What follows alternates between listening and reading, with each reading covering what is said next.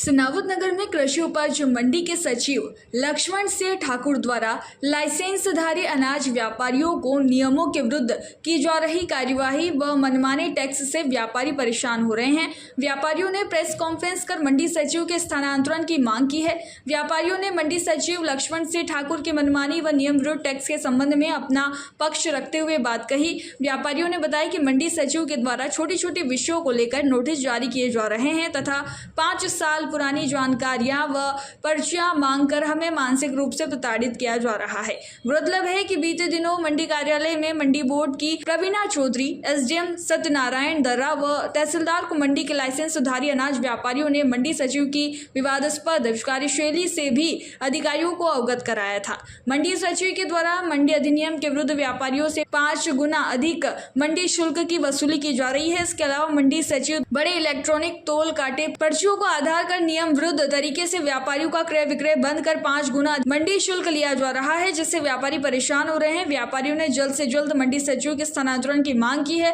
इस दौरान प्रेमचंद जैन, ताराचंद चाचुरिया, दूलीचंद दीवान, विकास जैन, निकेश चांडक, नीरज माहेश्वरी सहित कई व्यापारी मौजूद थे। लाइसेंस निरस्त किए गए, एक के लाइसेंस निरस्त है, एक का क्रय विक्रय बंद है।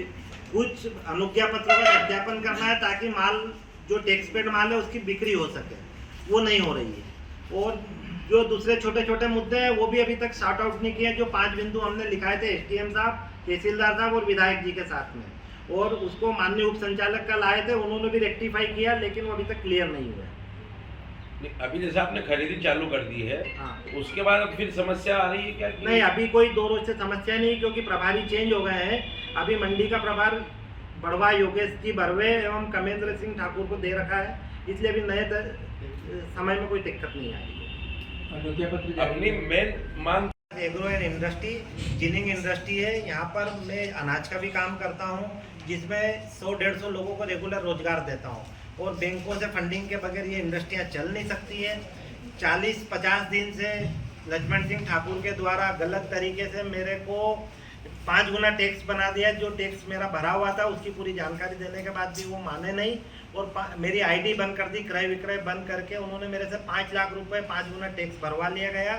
और उसके बाद भी रोज नए नए नियम बताना, 5 लाख रुपए जब तक भरे नहीं, जब तक आईडी बंद रही, और गलत तरीके की डिमांड करने लगे। अपन क्या चाहते हैं? उसके बाद वापस से मेरी साल भर का हिसाब मैंने दिया टैक्स पेड का, उसके बाद भी ये माने नहीं, और इन्होंने 17 तारीख को मेरी आईडी बंद कर दी। पूरे साल का हिसाब 1 घंटे में इन्होंने चेक कर नहीं पा सकता कोई भी। और इन्होंने आईडी बंद होने के बाद में मैं हाईकोर्ट गया, हाईकोर्ट से स्टे भी लाया।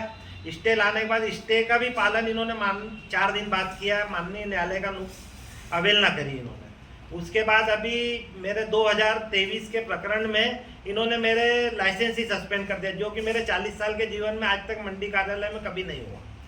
और मेरे द्वारा रेगुलर भुगतान किया जाता है, और रोज के रोज मंडी में पूरी खरीदी की जानकारी दी जाती है। उसके बाद भी रोज नए नए कागज मांगते हैं और रोज नया नया परेशान करते हैं। सभी तरह व्यापारियों को इस तरह परेशान किया जा रहा है। सबको अलग अलग तरह की समस्या है, लेकिन कुछ न कुछ नए लोगों के विषय बना के प्रताड़ित करना, उसको गलत प्रचार करना और प्रेशर बना के अवैध वसूली करना। और नहीं तो फिर 5 गुना है ही। कई लोगों जब 5 गुना का सिस्टम ऐसा कि गाड़ी आपने पकड़ी है या कोई चीज़ पकड़ी है तो उसको अपने नाम से थोड़े समय में ही उसको डिसॉल्व करना रहती है, लेकिन नोटिस 5 गुना का दिया जाता है। 15 दिन 20 दिन में तोड़ी पानी हो गई तो ठीक है, नहीं तो फिर उसको 5 गुना भरो या फिर कैसे भी सेटलमेंट करो। एसोसिएशन की क्या मांग है?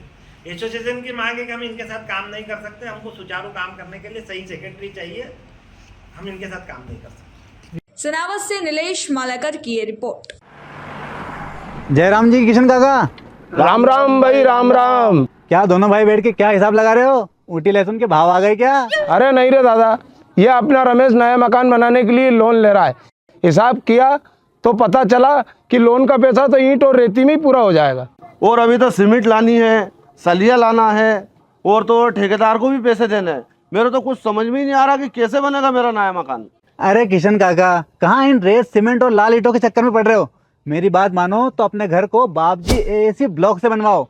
इसमें ना सीमेंट और रेत की जरूरत होती है, ना ही तराई करने की झंझट। और लाल ईंटों के मुकाबले आपका मकान काफी तेजी से बनकर तैयार हो जाएगा। इससे आपके पैसे तो बचेंगे ही, साथ ही मजबूती ऐसी कि सालों साल देखने की जरूरत नहीं।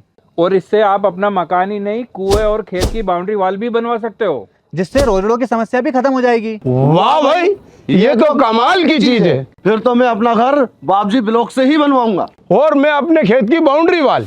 ज्यादा जानकारी के लिए स्क्रीन पर दिए गए नंबर पर अभी कॉल करें। बाबजी एएसी ब्लॉक्स, स्टील से मजबूती।